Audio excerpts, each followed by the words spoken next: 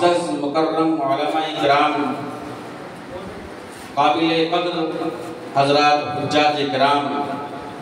دانشوران قوم ملت، مختلف مدارس سے تشریف فرما اساتذہ کرام،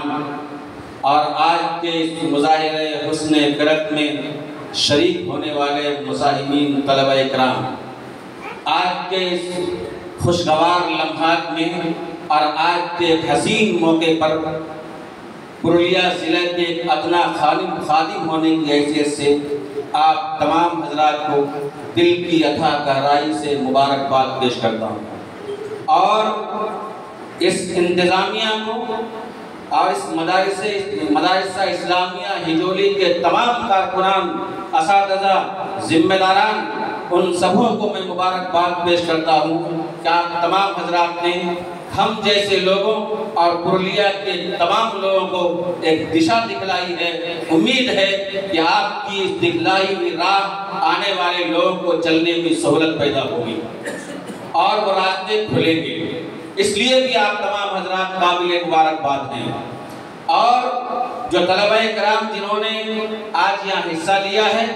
کچھ کامیاب ہوئے اور پوزیشن حاصل کی، کچھ پوزیشن حاصل نہیں کر سکے، ان تمام طلبہ کرام کے لیے میری دعا ہے کہ اللہ تبارک و تعالیٰ آپ تمام لوگوں کے مستقبل کو روشن اور تابناک بنائے۔ اللہ تبارک و تعالیٰ ان اداروں کی حفاظت فرمائے اور ان کے اساتذہ کی عمر میں برکت عطا کرتے ہوئے اللہ تبارک و تعالیٰ دین کی خدمات لیتا رہے۔ دوسری بات جو عرض کرنی ہے مجھے کہ آج جہاں یہ حسن قرت ہے، حسن قرت کے مجلس میں ہم سب شریک ہیں۔ یقیناً آپ اور ہم جانتے ہیں کہ قرآن مجید کے ساتھ ایک معمولی سا کپڑے کا، کبھی اچھا کپڑا، اکثر معمولی سا کپڑے کا ایک جزدان لگایا جاتا ہے، لیکن وہ کپڑا معمولی ہوتا ہے،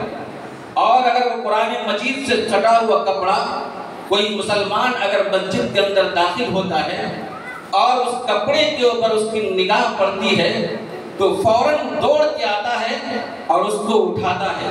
اور اٹھانے کے بعد اس کو چومتا ہے، سینے سے لگاتا ہے، جھاڑتا ہے، پھر اس کو تاق میں لگا رکھ دیتا ہے۔ کیوں؟ اس لیے کہ اس انسان کے دل میں یہ اہمیت ہے اس کی، یہ کپڑا معمولی تو ہے، کپڑا مارکن کا ہو سکتا ہے، یہ کپڑا سوتی کا ہو سکتا ہے، لیکن اس کا تعلق اور اس کی نسبت قرآن مجید سے جڑ گئی ہے، اس لیے اس کی اہمیت بڑھ گئی ہے۔ جو مارکیٹ میں معمولی سا کپڑا بکتا ہے، اس سوتی کے کپڑے کی اہمیت اگر قرآن مجید سے سٹ جائے تو کپڑا ایک اہمیت کا حامل بن جاتا ہے۔ جس سینے میں قرآن مجید ہے وہ سینہ کتنا باعظمت ہو سکتا ہے، اس لیے یہ سینے کتنے قابل عظمت ہے، اس سینے میں قرآن مجید ہے وہ کتنا قابل احترام ہو سکتا ہے۔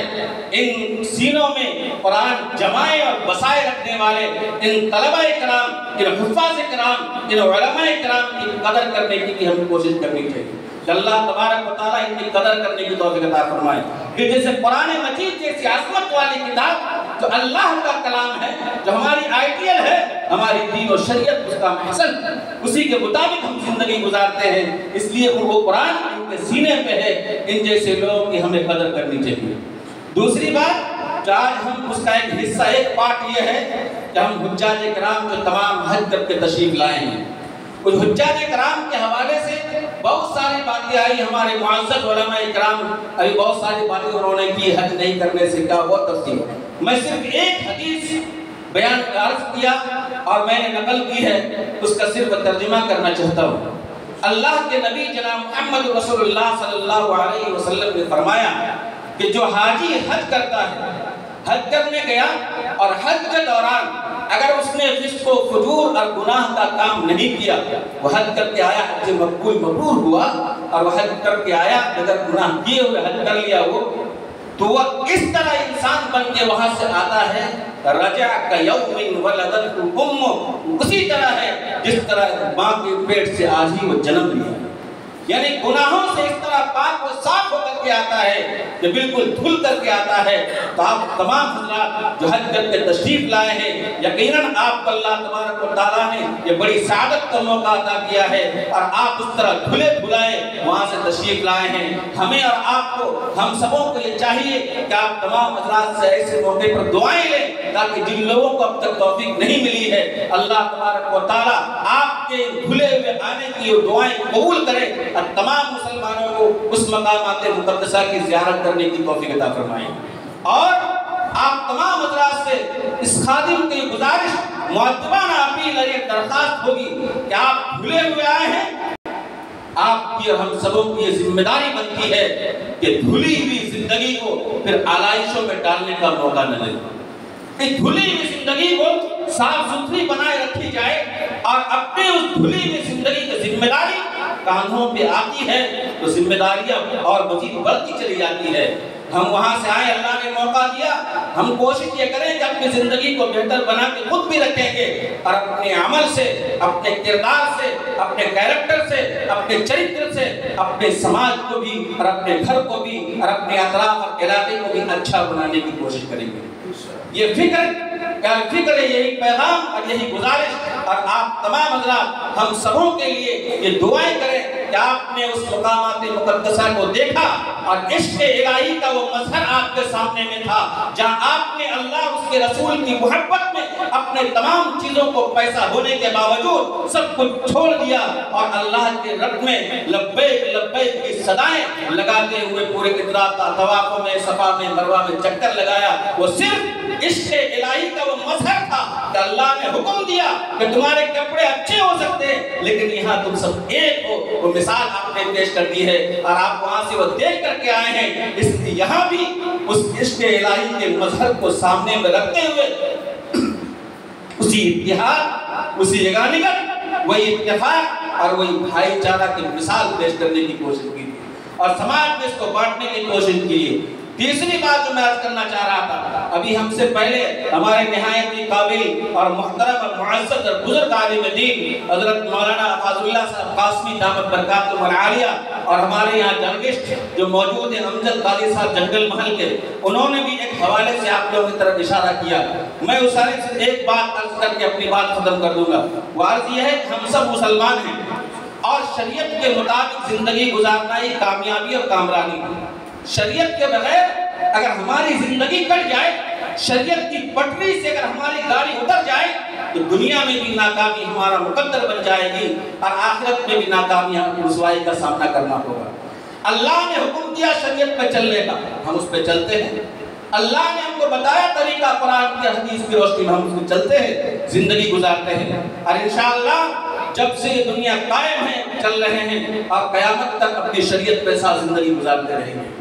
یہ نظام ہے. ہم اور آپ جس ملک میں رہتے ہیں, جس دھرتی پہ رہتے ہیں, یہ سمویدھانک ملک ہے, یہاں دستور سے چلتا ہے, آئین سے چلتا ہے, یہاں کے سمویدھان نظام بنا ہوا ہے. اس ملک کے سمویدھان نے جہاں ہمیں اور آپ کو اسی طرح اس ملک میں بسنے والے جتنے دھرم کے لوگ ہیں سب لوگوں کو اپنے دھرم کے مطابق زندگی گزارنے, اس پر چلنے, اس پر عمل کرنے, اس کے پرچار کرنے اور اپنے دھارمک اداروں کو کھولنے کی اجازت یہاں کے سمویدھان نے دیا. ہم شریعت پہ, اللہ کے حکم پہ چلتے ہیں, ہم اسلام مسلم پرسنل لا پہ سمویدھانک طور پہ بھی چلتے ہیں, لیکن کبھی کبھی یہ نظام بنتا گیا, مختلف موقعوں پہ ہمیں ستایا گیا, ہمیں پریشان کیا گیا, شک کی شبہ گھمائی گئی, مختلف جہات پہ اسلامی قانون کے اوپر اسلامی قانون کو نشانہ بنایا گیا. کبھی قرآن کا معاملہ, کبھی طلاق کا معاملہ, کبھی NRC کا معاملہ, کبھی برقعے کا معاملہ, کبھی حجاب کا معاملہ, مختلف موقع پہ ہمیں ایسا پریشان کیا گیا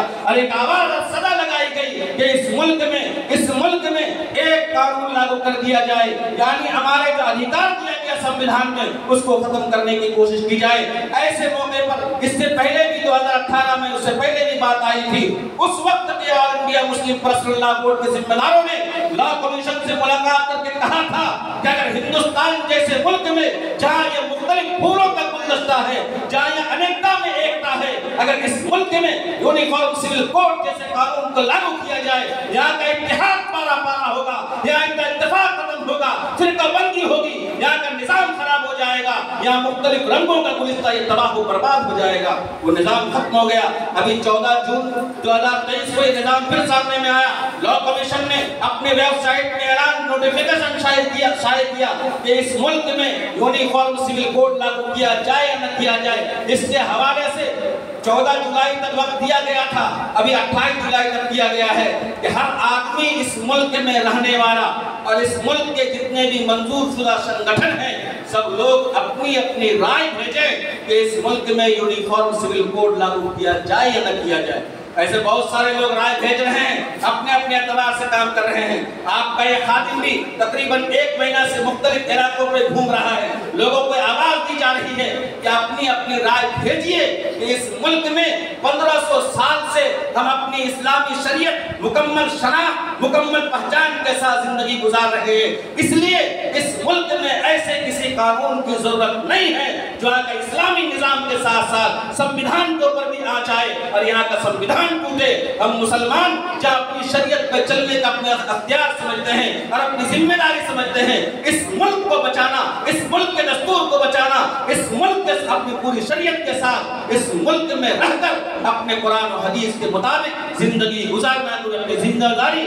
और अपना मुकम्मल इख्तियार के साथ जिंदगी गुजारते हैं। आप लोगों से अपील यही है कि जिन लोगों ने अब तक राय नहीं भेजी है, all India Muslim personal law board ने, इमारत शरिया ने लिंक और QR कोड के जरिए से निजाम भेज दिया गया कि अपनी अपनी राय दीजिए। अगर ऐसा कानून निजाम बना, पढ़े लिखे तबका के लोग यहाँ मौजूद हैं, अक्सर अहले इल्म लोग मौजूद हैं, सभी लोग उससे वाकिफ हैं। मैं तफसील से भी अपील करना चाहता हूँ कि आप तमाम हजरात से कि जिन लोगों ने राय नहीं भेजी, मुख्तलिफ इलाके के अहबाब यहाँ तशरीफ फरमा है, मेरी ये निहायत ही आजिज़ाना गुजारिश आप हजरात से होगी कि अपने अपने इलाके में लोगों से ज्यादा राय 28 जुलाई तक लॉ कमीशन तक भेजने की कोशिश कीजिए कि इस मुल्क में यूनिफॉर्म सिविल कोड की जरूरत नहीं है। हम अपनी शरीयत और पहचान के साथ जिंदगी बहुत ही इत्मीनान के साथ गुजार रहे हैं। ये राय हमसे मांगी गई है। अगर राय हम नहीं दें तो फिर आने वाले दिनों अगर हम सर पटक लें कोई बात नहीं बनेगी। आप इस वक्त जिस जी रहे हैं,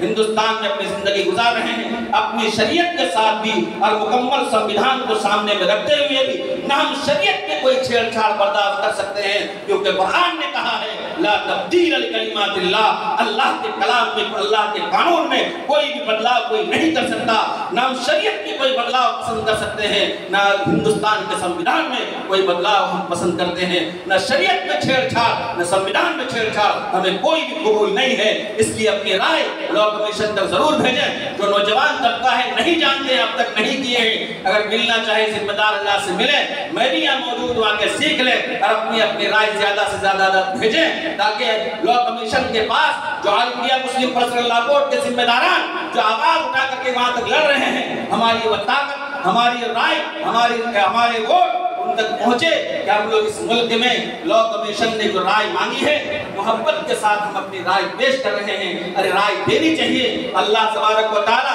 आज के इस हुस्ने मुजाहिरा क़रात की बरकत से अल्लाह तबारक व तआला हमारे इस मुल्क से इस काले कानून से हिफाजत फरमाए। अल्लाह तबारक व तआला पूरी शरीयत के साथ हम लोगों को क़यामत तक जिंदा रहने, उस पर चलने की तौफीक अता फरमाए और हमारे भारत जैसे मुल्क को अमन शांति का गहवारा बनाए और अल्लाह तबारक व तआला इस मुल्क के साथ साथ इस मुल्क के संविधान की हिफाजत फरमाए। रब्बना तक़ब्बल मिन्ना इन्नका अंतस समीउल अलीम।